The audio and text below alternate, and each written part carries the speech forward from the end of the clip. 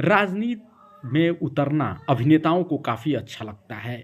आप अगर भोजपुरी इंडस्ट्री में बात करूं तो निरहुआ हैं, रवि किशन हैं, मनोज तिवारी हैं, लेकिन हीरोइनों का क्या? अभी तक भोजपुरी की कोई हीरोइन फुल फ्लेज नहीं खेली है। लेकिन मैं इस समय जो है आपको दो ऐसे नाम बता रहा हूं जो बिल्कुल पूरी तरह से हो सकता है कि आने वाले समय में आपको विधायक या सांसद के रूप में दिख सकती हैं।